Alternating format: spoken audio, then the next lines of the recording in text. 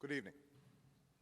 Tonight, I can report to the American people and to the world that the United States has conducted an operation that killed Osama Bin Laden, the leader of Al-Qaeda, and a terrorist who's responsible for the murder of thousands of innocent men, women, and children. It was nearly 10 years ago that a bright September day was darkened by the worst attack on the American people in our history. The images of 9/11 are seared into our national memory.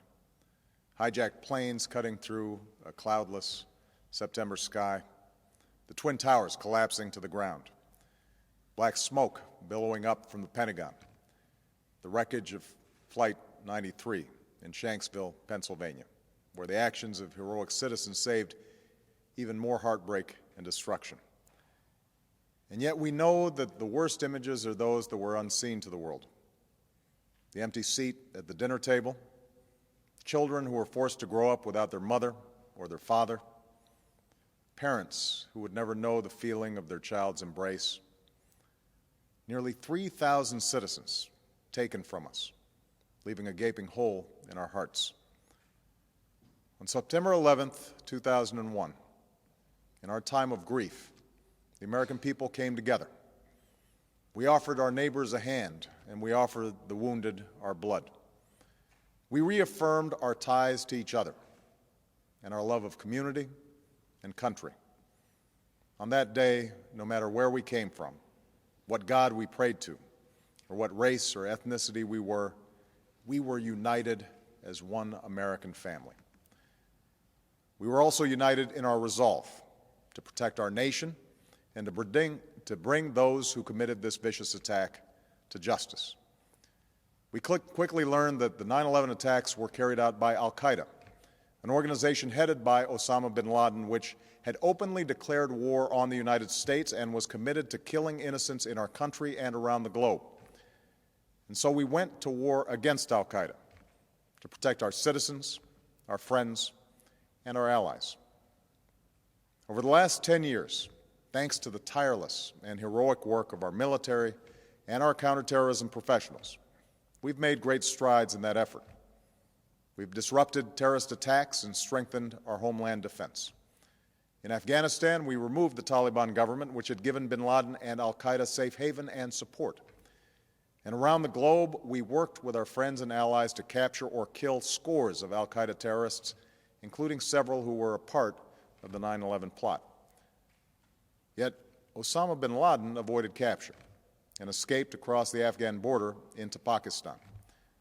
Meanwhile, al-Qaeda continued to operate from along that border and operate through its affiliates across the world. And so shortly after taking office, I directed Leon Panetta, the director of the CIA, to make the killing or capture of bin Laden the top priority of our war against al-Qaeda, even as we continued our broader efforts to disrupt, dismantle, and defeat his network. Then, last August, after years of painstaking work by our intelligence community, I was briefed on a possible lead to bin Laden. It was far from certain, and it took many months to run this thread to ground. I met repeatedly with my national security team as we developed more information about the possibility that we had located bin Laden hiding within a compound deep inside Pakistan.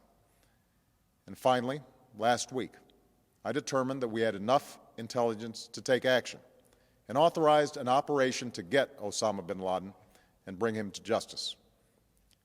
Today, at my direction, the United States launched a targeted operation against that compound in Abbottabad, Pakistan. A small team of Americans carried out the operation with extraordinary courage and capability. No Americans were harmed. They took care to avoid civilian casualties. After a firefight, they killed Osama bin Laden and took custody of his body. For over 2 decades, bin Laden has been al-Qaeda's leader and symbol, and has continued to plot attacks against our country and our friends and allies.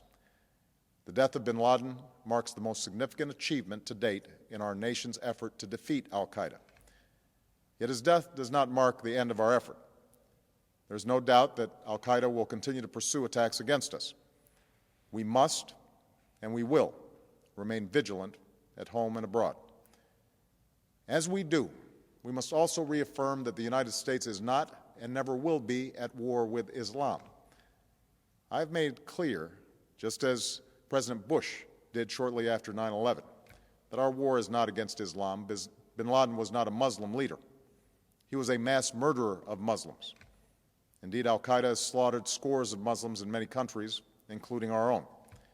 So his demise should be welcomed by all who believe in peace and human dignity. Over the years, I've repeatedly made clear that we would take action within Pakistan if we knew where bin Laden was. That is what we've done. But it's important to note that our counterterrorism cooperation with Pakistan helped lead us to bin Laden and the compound where he was hiding. Indeed, bin Laden had declared war against Pakistan as well and ordered attacks against the Pakistani people. Tonight, I called President Zardari, and my team has also spoken with their Pakistani counterparts. They agree that this is a good and historic day for both of our nations. And going forward, it is essential that Pakistan continue to join us in the fight against al-Qaeda and its affiliates. The American people did not choose this fight. It came to our shores and started with the senseless slaughter of our citizens. After nearly 10 years of service, struggle, and sacrifice, we know well the costs of war. These efforts weigh on me every time I, as Commander-in-Chief, have to sign a letter to a family that has lost a loved one, or look into the eyes of a service member who's been gravely wounded. So Americans understand the costs of war. Yet, as a country, we will never tolerate our security being threatened, nor stand idly by when our people have been killed.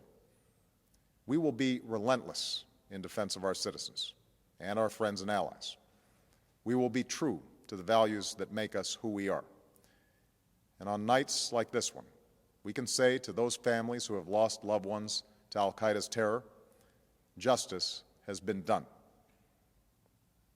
Tonight, we give thanks to the countless intelligence and counterterrorism professionals who've worked tirelessly to achieve this outcome. The American people do not see their work nor know their names, but tonight they feel the satisfaction of their work and the result of their pursuit of justice. We give thanks for the men who carried out this operation, for they exemplify the professionalism, patriotism, and unparalleled courage of those who serve our country. And they are part of a generation that has borne the heaviest share of the burden since that September day. Finally, let me say to the families who lost loved ones on 9/11 that we have never forgotten your loss, nor wavered in our commitment to see that we do whatever it takes to prevent another attack on our shores. And tonight, let us think back to the sense of unity that prevailed on 9/11. I know that it has at times frayed, yet today's achievement is a testament to the greatness of our country and the determination of the American people. The cause of securing our country is not complete, but tonight we are once again reminded that America can do whatever we set our mind to.